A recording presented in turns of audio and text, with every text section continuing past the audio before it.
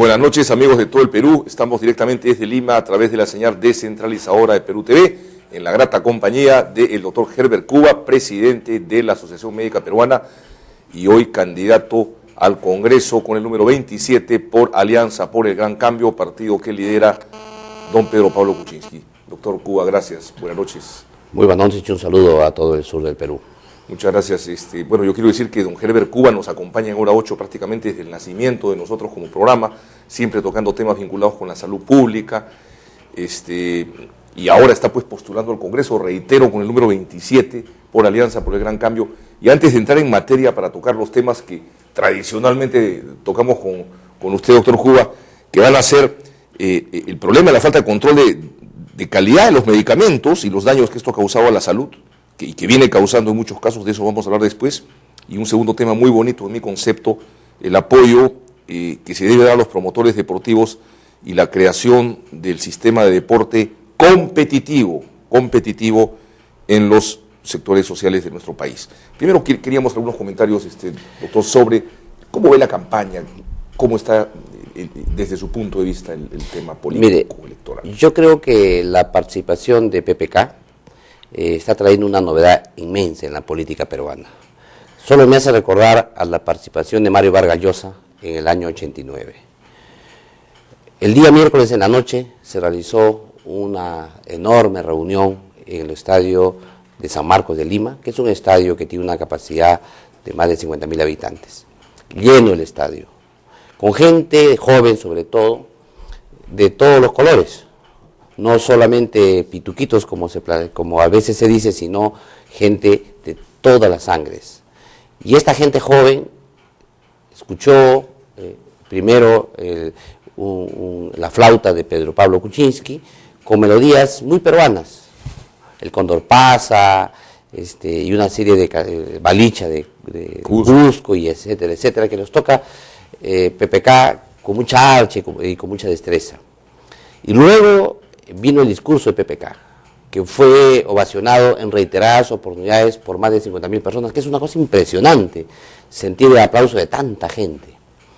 Y por otro lado, en la parte final, vino una exposición que hizo Miguel Ángel Cornejo en una conferencia magistral, que culminó con una frase que me causó a mí mucha admiración. Él dijo: mírense la yema de los dedos. Entonces, y todos nos miramos. Y comenzó a lamentarse de que Dios lo había abandonado, que Dios no me ayude en nada, que Dios no me haces nada, que en el Perú se muere la gente, que en el Perú no hay nada, etcétera, etcétera. Y al final Dios le responde: ¿para qué te he dado esas manos? Tú eres yo en la tierra, haz lo que tengas que hacer. Y te deja un mensaje enorme de participación, de que tú puedes cambiar tu futuro, tú puedes construir tu futuro. Y esto es un mensaje de optimismo extraordinario para la juventud. Al margen de que Pedro Pablo Kuczynski gane las elecciones o no. Pero esos jóvenes que fueron a esa conferencia, que fue unido al mensaje de Pedro Pablo Kuczynski de un futuro promisorio en el Perú, se unió a este mensaje de cómo llegar a ser con las estrategias, las 10 estrategias que da Miguel Ángel Cornejo para lograr la excelencia. Y aquí yo creo que viene un cambio. Estamos acostumbrados a que el político acuda con bailarinas semidesnudas, con música de reggaetón, de chicha o de lo que sea, hacer primero un espectáculo de naturaleza muy simple, como que menosprecian a la gente que no pueda resistir conferencias de altísimo nivel académico. Y quiero decirles que yo me quedé impresionado. Yo expecté todo desde la tribuna, ¿no? Porque quise estar confluido con la gente que había acudido ahí para sentir el calor que tiene la población. No fui con el grupo de candidatos que normalmente están pues al costado del orador principal.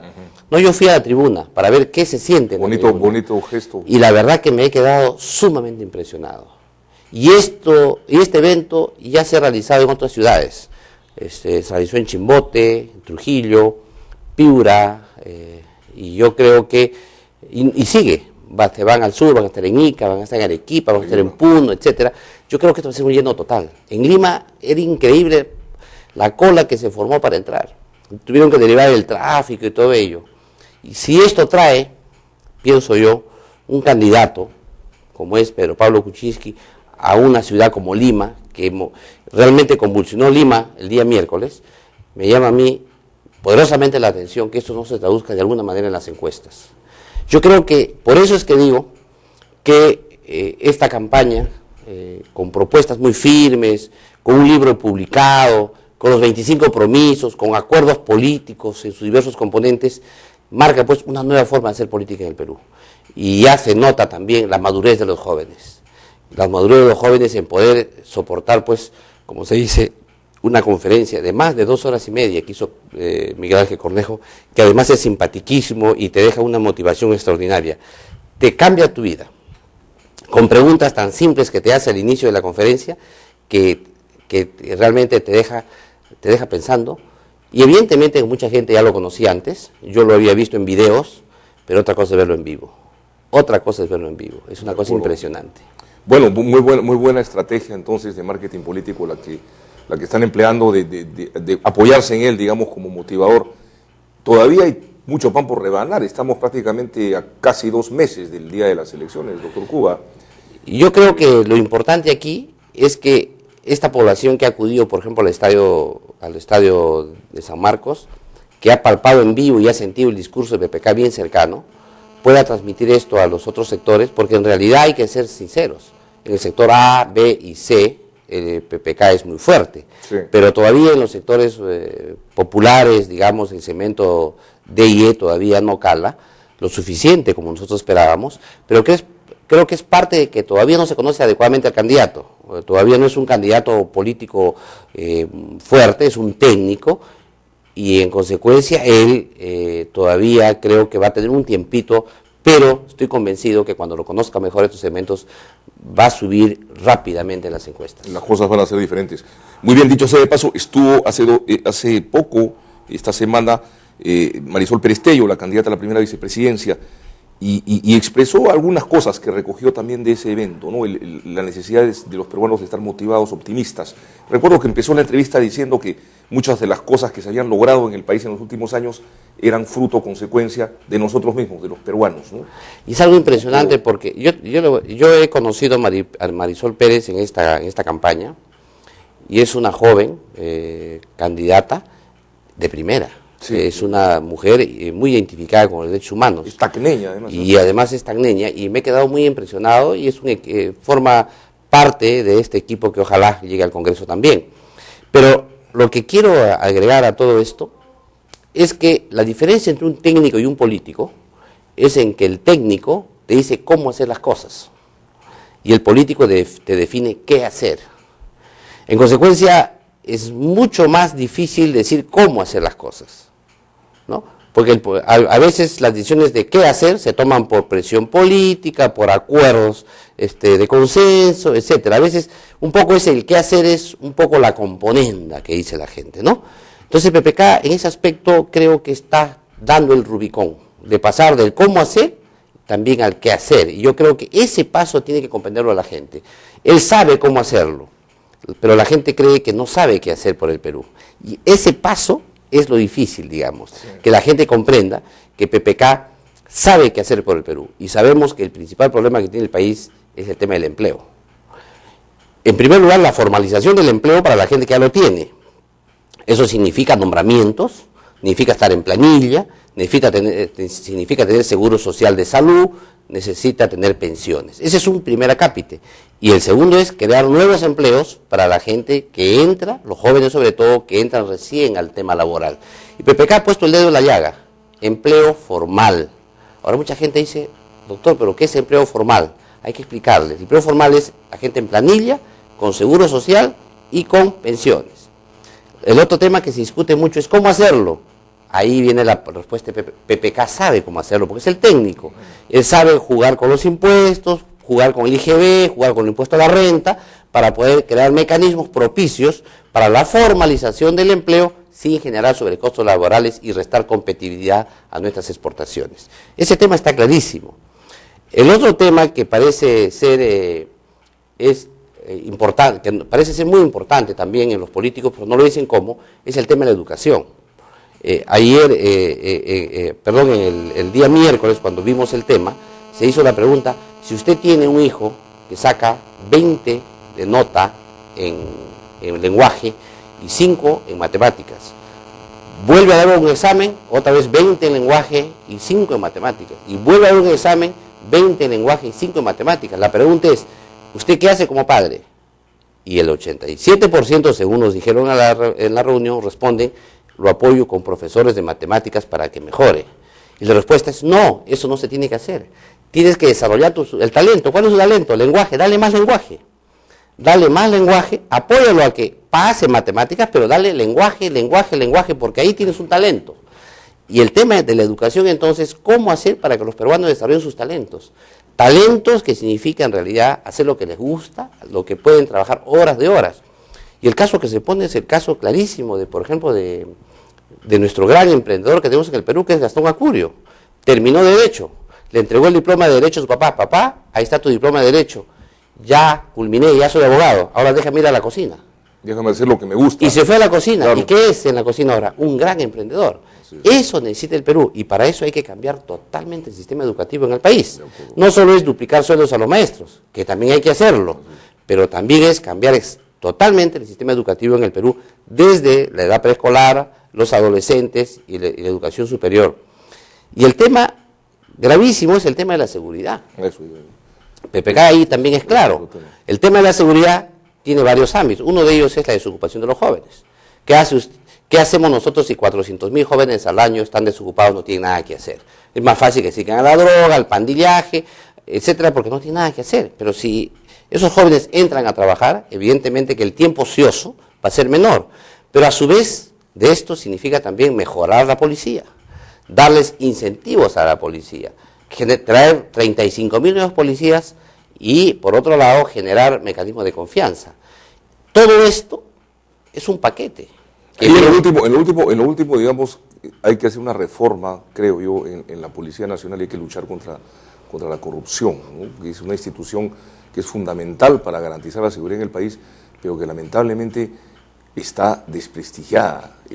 Entonces, la última gran reforma, como lo dice PPK, lo reconoce el propio PPK, fue la reforma que se hizo en los años 89, 90, en la época de Alan García y su primer gobierno, que se hizo la unificación de las 3 policías en ese momento, una sola policía, hasta ahí. Pero ahora tiene que modificarse ya en excelencia el tema de la policía. Y ese es un tema que tiene que ver con la lucha contra la corrupción. Sabemos que son más de 18.000 millones de soles que perdemos en corrupción al año, lo que hace pues que cualquier gobierno que pretenda hacer algo decente en el Perú tenga que hacer un combate eficaz contra la corrupción. Y el tema de salud que es contundente. Claro. Mire, la propuesta de PPK de formalizar el empleo significa incorporar 3 millones nuevos de ciudadanos a la seguridad social en salud. 3 millones. Entran 3 millones de personas, su pareja y sus hijos. ¿Estamos hablando de cuánto? 7 millones de personas, por lo menos. Esto es darle atención médica completa. Evidentemente que esto va a generar mayores aportes a la seguridad social. Por ahí le preguntaron, ¿pero cómo, de dónde sacar la plata? Y él dio una respuesta tan simple como esta. Eso ya lo sabemos desde hace 200 años. Lo hizo Bismarck en Alemania en el año 1883. Significa, el trabajador pone un poquito, el empresario otro poquito y el Estado otro poquito. Se forma el fondo y con eso se trabaja la salud de los peruanos. Y evidentemente la salud tiene que ser integral. Todo, no como el mamarracho que tenemos ahora llamado aseguramiento universal en salud, que dicho de paso, continuará pues para los segmentos que no se incorporan inmediatamente, pero el fondo tiene que ser la ampliación de la cobertura de la seguridad social en el Perú, porque de otra manera, y lo dice PPK en reiteradas oportunidades, vamos a tener un grave problema en el país. ¿Qué nos hacemos con la gente que cumple más de 65 años y no tiene trabajo, no tiene pensión? ¿Qué va a hacer el Estado? ¿Lo va a dejar morir? ¿Va a ser eutanasia social? ¿O va a tener que el Estado de la caja fiscal sacar fondos para dar pensiones solidarias, pensiones de amistad, de al amor, etcétera, con esa gente para que no se muera? Eso no se puede hacer. Va a tener que hacerse si no hay otro sistema.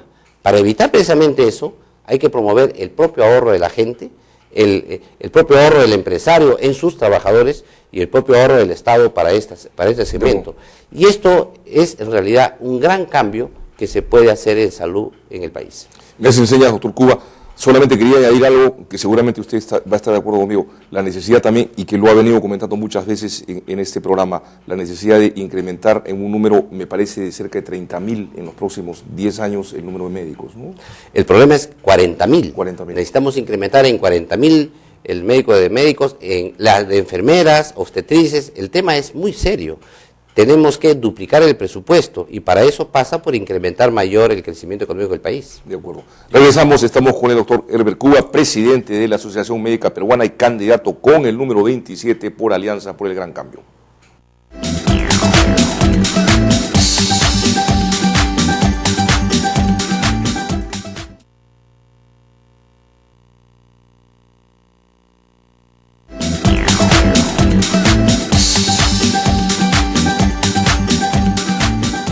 Amigos, continuamos con el doctor Herbert Cuba.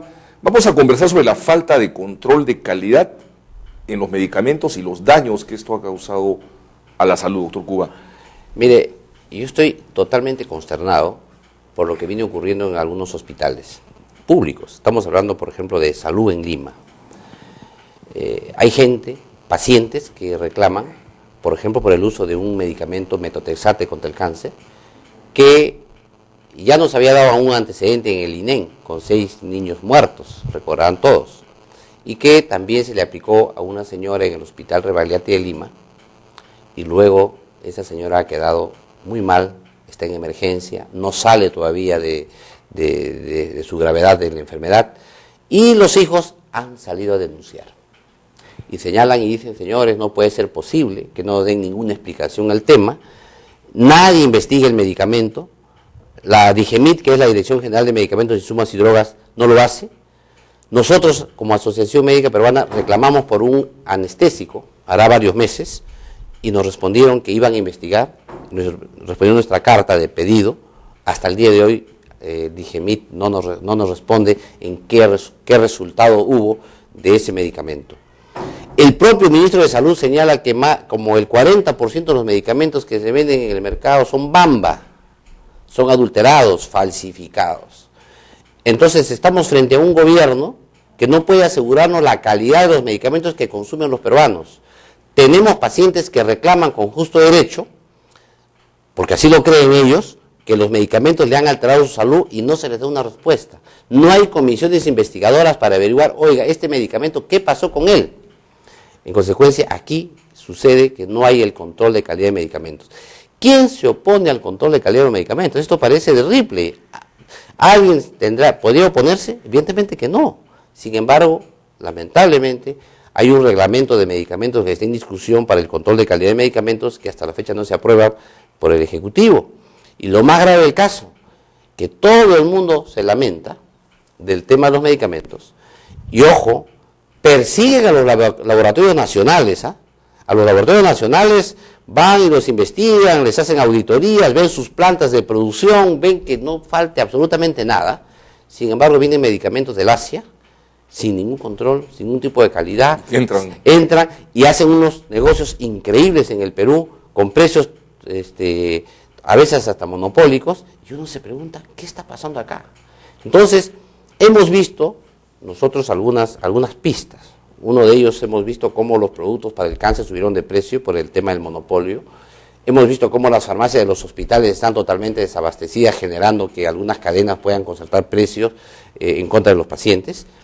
Y hemos visto ahora el tema de los pacientes que se quejan por la mala calidad de medicamentos con reacciones ya y efectos dañinos a la salud y sin un control. Alguien se está beneficiando de esta informalidad.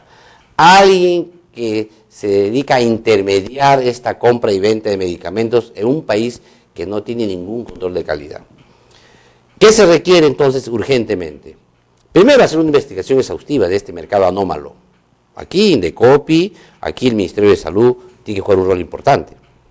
Pero por otro lado, de una vez, lo que debemos hacer es hacer el control de calidad de medicamentos. Y que no sea un control, pues, de calidad de papeles, sino un control de calidad efectivo del medicamento, del insumo químico, y que se hagan las pruebas que señala la ley, que son las pruebas de bioequivalencias y biodisponibilidad en pacientes. Esto se tiene que hacer. Sin embargo, lo están dejando como una bomba de tiempo para el futuro, porque evidentemente hay muertes o hay gente con grave daño a la salud. Hay gente que se puede haber muerto por un problema de un medicamento y ni sabe que fue por el medicamento, porque uno toma un medicamento con la idea de que el medicamento te va a sanar, no se te va a ocurrir que es el medicamento que te mata. Por eso es que yo creo que aquí hay una enorme responsabilidad del gobierno. Y yo espero, y eso sí lo digo con toda sinceridad, yo espero que se inicie una comisión investigadora inmediatamente sobre el tema para determinar por qué ocurre esa enorme anomalía en el mercado de medicamentos en el Perú, sobre todo cuando en el año 2006 el candidato hoy presidente de la República nos ofreció medicinas baratas y de buena calidad. Concluimos su gobierno con medicinas extremadamente caras y de pésima calidad. Bueno, este es un tema realmente gravísimo. Hacemos votos porque, bueno, digamos, no necesariamente nos identificamos con ningún partido político, ningún candidato, pero ojalá que, doctor Cuba, usted llegue al Congreso Nacional para ver estos temas. Son de suma importancia, que se vienen hablando desde hace muchos años en el país, pero como usted dice, se habla mucho, pero poco se hace, ¿no? O sea, hay que ya aterrizar un poco en el cómo lo vamos a hacer, cómo lo vamos a ejecutar. Hemos tenido algunos invitados acá, candidatos al Parlamento andino, y por ejemplo, algunos de ellos sostienen en relación a los medicamentos que algo que podría coadyuvar un poco a garantizar la calidad de los medicamentos, el precio y qué sé yo, serían las compras mancomunadas de países de la comunidad andina. ¿Qué opina de eso? ¿Eso es factible? ¿Han habido iniciativas incluso a nivel...? Mire, nosotros hemos propuesto desde la Asociación Médica Peruana algunas alternativas. La primera de ellas, efectivamente, es las compras corporativas. Es decir, que Ecuador, Perú... No, primero todas las instituciones del Estado peruano, porque ahorita en el Perú el Salud compra por su lado, el Ministerio de Salud por su lado, Fuerza Armada por su lado. Ahora, todas ellas se juntan y compran. Pero eso no se da. Eso no se da. Correcto. Segundo lugar, los países de la región en general se juntan, es decir, Ecuador o Bolivia, todo el pacto andino, por ejemplo, compran medicamentos para la región. El tercer tema es comprar directamente a los fabricantes. El Estado puede comprar directamente a los fabricantes.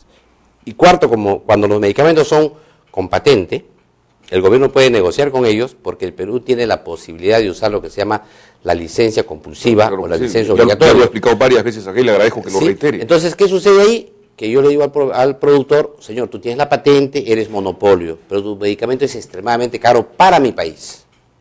Tú sigues vendiendo al extranjero como quieras, pero a mí dame una exoneración, una rebaja. No te quiere dar la rebaja, tú aplicas la ley. Y le dice, señor, yo voy a producir el medicamento en el Perú. Y evidentemente que generalmente eso no es posible, se llega a una negociación. Pero si no se llegase a la negociación, tienes esa potestad como Estado soberano. ¿Alguna vez la hemos aplicado? Nunca. Nunca la hemos aplicado, pero sí, por ejemplo, Brasil intentó aplicarlo y inmediatamente bajaron los precios. En el tema de los antirretrovirales para el SIDA, por ejemplo, el Perú inició por ahí esa vía la negociación y terminó con la compra conjunta con los países de América Latina, y hoy día tenemos un excelente programa para la lucha contra el SIDA con medicamentos más baratos, cosa que no se hubiera podido hacer si es que los medicamentos se comprasen al precio monopólico que tenían los laboratorios farmacéuticos. De acuerdo. Entonces, digamos, es factible generalizar ese sistema de compras mancomunadas. Se hablaba incluso de empresas multinacionales andinas, por ejemplo, de productos farmacéuticos. Yo creo que tiene que haber un sistema de compras mancomunadas. Eso es indiferente de los productos, inclusive. El Estado lo tiene Chile. Chile tiene un sistema de compras nacionales, porque el Perú no solamente compra medicamentos, compramos insumos, equipos, compramos para todos los sectores. Y el Estado debería tener una compra general, mancomunada, y con una institución pública muy importante, sólida, honesta, coherente, de tal manera que haga las compras a precios mucho más baratos. Y ahí el Estado ahorra dinero, mucho dinero. Claro. La experiencia que tiene Chile es impresionante. Ahora, evidentemente, que no vamos a copiar la experiencia chilena solamente, sino que haríamos que aplicar al modelo peruano, de tal manera que sí, por la compra de escala se ahorre. Y por otro lado, tenemos que flexibilizar un poco el mercado. También el mercado no puede ser siempre monopólico, y ahí los organismos reguladores tienen que intervenir. Y en el Perú tenemos ese otro problema. Los organismos reguladores tienen lo que se llama el sistema de puertas giratorias. Trabajan para una empresa privada, entran al organismo regulador, regulan a favor de su empresa, termina el periodo de confianza, otra vez regresan a su empresa, y eso no puede suceder. Tiene que haber normas, pues, Tiene que haber normas claras que impidan lo que se llaman las puertas giratorias. No podría darse, es un conflicto de intereses. Es un conflicto de intereses. Impida que un funcionario pueda después trabajar en una empresa Pues, en un lapso de años importante, exacto, ¿no? Tiene que existir esas normas que el Perú tienen que darse, y para eso espero llegar al Congreso para poder legislar este tema de los conflictos enormes de intereses que existe del sector privado con el sector público. Es muy importante. Bueno, vamos a tocar otro tema ahora con el doctor Herbert Cuba, presidente de la Asociación Médica Peruana, que recordamos con el número 27 por Alianza por el Gran Cambio. Un tema del que también mucho se habla, pero poco se hace, y en el cual nosotros los peruanos nos venimos quedando rezagados desde hace muchos años en América Latina, que es el apoyo en general al deporte para poder, no solamente al deporte recreativo, que es bueno para la salud, sino al deporte competitivo, es decir, a ese deporte que nos permita competir, obtener triunfos, laureles, como en cierta medida, sin ser una potencia deportiva, ocurría pues hace algunas décadas, ¿no? Así es. Yo he comentado aquí contigo en un momento que yo nadé mucho, los arequipeños recordarán por los años 70, 72, un corito que nadaba en la piscina de Tingo, igual en el Internacional, sacaba medallas a favor de Arequipa. Ese era Herbert Cuba. Y si yo les cuento cómo pasaba esto, era un amigo, un señor promotor, gratuitamente, porque le gustaba la natación, nos llevaba en su camioneta desde partía de la calle Manuel Muñoz Nájar y nos llevaba a todos a Tingo. Y ahí nos regresaba. Y de ahí cada uno se iba a su casa ya en su movilidad, pero nos llevaba un filántropo todos los días, todo el año, una cosa increíble. Él saldría de su casa a las 5 de la mañana, imagino, para estar un cuarto para las 6, todos los días ahí, puntual. ¿Cómo se llamaba? El señor Hop, me acuerdo, ya no me acuerdo del apellido completo, pero el señor Hop. Y el señor Hop nos llevaba a la piscina, nadábamos, de ahí hemos salido varios nadadores, varios médicos actualmente que trabajan en Lima, nos recordamos de él cada vez que nos vemos, y decimos, este señor, ¿qué apoyo tenía? Ese es un primer tema, necesitamos promover a esta gente. El Estado tiene que, este trabajo voluntario a favor de los jóvenes, tiene que tener alguna retribución del Estado para promover, en primer lugar, el reconocimiento, el segundo, la promoción. Pero el segundo tema, tenemos que mejorar el biotipo de nuestros deportistas. Es decir, no podemos hacer nada con deportistas enanos, chatos. Eso es real. Y esto ocurre, ¿por qué? Porque falta nutrición. El deportista de performance requiere una nutrición especial. Necesita crecer. Un biotipo de más de 1,70 m, 75 para ser un buen futbolista, un buen voleibolista, etcétera. Pero para eso necesita nutrición. ¿Y cuándo se tiene que nutrir? Cuando es chiquito. Cuando tiene 5, 7, 10, 12, 14, 15 años. Cuando está haciendo el deporte a sus inicios. Entonces tenemos un programa de nutrición importante, tiene que haber acá. Pero no solamente eso, necesitas un permanente seguimiento médico, con actividades psicomotrices, etcétera, para que vean que ese biotipo desarrolla adecuadamente y podamos tener deportistas competitivos. Y también el apego psicológico. Todos los deportistas de competencia sufren traumas serios. Ganar o perder en una competencia es serio para ellos. Requieren siempre un apoyo psicológico que les refuerce su capacidad de que sí pueden, que depende del deporte. El deportista no se hace un año. El deportista se hace desde niño cuando le descubre su talento, que tiene talento para el deporte y le vas estimulando y el Estado tiene que participar en esto. Y tienes una cruzada nacional. Nosotros no podemos llegar a las Olimpiadas de acá a 5 años. Nosotros para sacar medallas en las Olimpiadas tenemos que trabajar en 20 años, 25 años, en el momento que hoy día ponemos las bases. Y esto pasa evidentemente por la mejora del biotipo, de la calidad nutricional entonces. ¿Y qué significa esto? 1 litro por lo menos de leche al día. Carne, huevo. Necesita hartas proteínas este niño. Yo acá me quiero detener un ratito. Se cuestiona en los últimos años mucho a la leche. Se dice que ha sido un mito que la leche era un gran alimento, pero en verdad no es verdad. O sea, sí es un gran alimento. No sé. Mire, hay una polémica. Yo le voy a comentar algo. Nosotros en el año 2001, como Asociación Médica Peruana, participamos en una enorme polémica nacional. Disculpe, doctor Cuba, me pide un cortecito, tenemos tiempo, vamos a un corte y estamos hablando, amigos, de deporte, de nutrición, fundamental para el desarrollo del país y de las nuevas generaciones, con el presidente de la Asociación Médica Peruana, doctor Herbert Cuba, candidato además con el número 27 por Alianza por el Gran Cambio.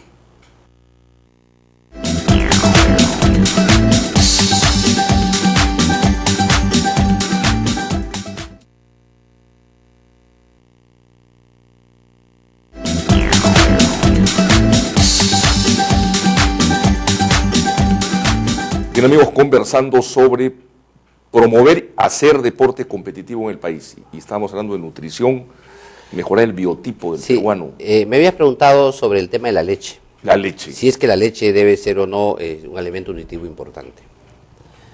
Definitivamente el ser humano es mamífero. Mamífero significa que mama y mama leche. Ese es un tema esencial. O sea, si nosotros no somos... no provenimos de huevos ni nada de eso, somos mamíferos, mamamos leche. Ese es un tema esencial, nuestro organismo está hecho para eso. El segundo punto es, hay mucha gente intolerante a la leche, cierto, porque no consumen leche. Entonces, en la medida que van avanzando en edad, pierden las capacidades enzimáticas del organismo y finalmente ya no pueden procesar la leche. Pero no es porque no la necesiten, sino porque no la han usado y en consecuencia el organismo pierde esa capacidad de procesar la leche. En el año 2001 hubo la intención del gobierno de Alejandro Toledo de quitarle la leche a los vasos de leche, a los comités de vasos de leche, con la idea de que habían estudios científicos que demostraban que la leche no aportaba gran cosa. Nosotros como Asociación Médica Peruana hicimos un estudio técnico que fue tan contundente que el gobierno tuvo que ceder. Y es más, tuvo que reconocer que el consumo de leche por niño debería ser de 1 litro por día. Y tal es así que la gente de los fongaleros, el Fongal Perú, las empresas han tomado nuestra propuesta, que además nos han hecho cartas a la Asociación Médica para publicar nuestro estudio científico de la Asociación Médica en la revista de ellos, se han publicado ahora, y nuestra fuente es la Asociación Médica Peruana, y que ustedes ven ahora las propagandas de las lecheras, que dicen tome como mínimo 3 vasos de leche al día para que no sea chato. Y estos estudios se han hecho en países como Japón. Japón, por ejemplo, que priorizó la educación en todo, hizo que los niños puedan consumir leche a discreción. En los salones de clase tienen un dispensador de leche. Las nuevas generaciones de japoneses después de la guerra son más altos. Que son más altos. Y ya se ha demostrado que han crecido en promedio 10 centímetros. No era que los japoneses eran chiquitos, sino que eran desnutridos. El caso de Suecia es impresionante. En Suecia, solamente para comentarles algo, mi hijo estudió en Suecia, en la primaria y la secundaria y la universidad, y mi hijo mide 1,97 m. Caramba. Y la verdad que yo soy chatito. Y el tema de fondo está que la alimentación es básica en el crecimiento, y sobre todo el consumo de proteínas, y en este caso la leche juega un rol muy importante, evidentemente también el huevo y las otras proteínas animales y vegetales. Importante es el tema entonces de la nutrición. Este tema de la leche generó también otras preguntas que se hacían respecto al Perú. Decían que el indígena peruano no está acostumbrado a tomar leche porque en la época del incanato no habían vacas en América Latina, y en consecuencia nuestra gente no tiene esas enzimas capaces de hereditariamente, digamos, ¿no?, de padres a hijos, para procesar la leche. Y es totalmente falso, porque la lactancia materna en la época de los incas era enorme. Y están todos los huacos que atestiguan cómo cargaban a sus hijos en la espalda y todo ello. Tenía una lactancia hasta que muy grande. Y por otro lado hay que tomar en cuenta que el ser humano en todo el mundo hoy día consume leche, porque evidentemente los países que han estudiado científicamente este producto se han dado cuenta que es un alimento ideal. En consecuencia, ¿qué deberíamos tener como objetivo? Hacer que los peruanos tomen 1 litro de leche por día. Los que pueden comprar leche, evidentemente que la compren, y está muy bien que lo hagan. Y no solamente a la leche, sus sucedáneos, el queso, el yogur y todo lo demás. Pero la gente que no tiene plata, el gobierno tiene la obligación de darles. Sobre todo en los niños, porque es el momento en que se desarrolla el cerebro, las neuronas, el desarrollo de del biotipo humano. En consecuencia, yo creo que aquí es importante este tema de nutrición y ligado al deporte, más importante todavía. De acuerdo. Ahora, una última preguntita, doctor, con relación a la leche. Le digo porque me lo han preguntado algunas personas. La leche es el alimento que más cantidad de calcio tiene, ¿no? Digamos, tengo entendido que no hay otro alimento, salvo que uno lo coma pues en grandes cantidades, el ajonjolí, qué sé yo, y otros que dicen que tiene calcio, la espinaca también creo, pero la leche, digamos, sería el único alimento que concentra grandes cantidades de calcio necesarias, como usted dice, para el crecimiento sobre todo de un niño. Claro, el tema de la leche es que no solamente tiene calcio, y proteína, ya es ¿no? bastante, Claro. Tiene otro tipo de proteínas, pero no solamente tiene proteínas que forman anticuerpos, que es la defensa del organismo. El calcio ya es una enorme ventaja en la leche. Ahora, evidentemente, que hay personas que retienen calcio, hay personas que pueden producir cálculos, pero esos temas ya son temas de patología, pues, de enfermedades, que los tienen que ver los médicos, pero en general la gran mayoría de la población tiene que tomar leche, y que se acostumbren a tomar leche sin azúcar. O sea, porque ya al tomar la leche y agregarle el azúcar, están agregando ahí sí un problema para una enfermedad subsiguiente. Caries incluso. Exacto, la leche pura. Los biberones, que no se debe usar en los niños, porque debe ser la leche, tiene que tomarse directamente de la madre, con la lactancia materna. Y luego cuando tomen leche, los niños leche sin azúcar. La leche pura, sin azúcar, es excelente. Y las personas que de alguna manera tienen intolerancia a la lactosa, tienen que tomarla pues sin lactosa, que también hay en el mercado en el Perú, que la tomen sin lactosa, que van a tener excelentes resultados. En otras palabras, nutrición infantil, evaluación psicológica permanente, estudios de la psicomotricidad de los jóvenes y, lo más importante, apoyo a los promotores. En el largo plazo vamos a ser un país altamente competitivo en deportes y con toda seguridad la talla promedio de los peruanos va a crecer enormemente y ya los peruanos no vamos a ser los chatos del universo. De acuerdo. Muchísimas gracias, doctor Cuba, por su participación en Hora 8. Bueno, y habría que escoger, digamos, aquellas localidades que tienen particulares ventajas para desarrollar ciertos deportes, ¿no? De repente, pues, en las zonas de altura, los deportes de atletismo, los huancaínos, pues, tienen fama, en la selva, de repente, o en Arequipa, donde usted tiene grandes experiencias como nadador, promover la natación, esas cosas habría que considerarlas. Yo creo que eso ya es parte de la aplicación de la norma, pero la norma tiene que ser una norma que estimule el deporte.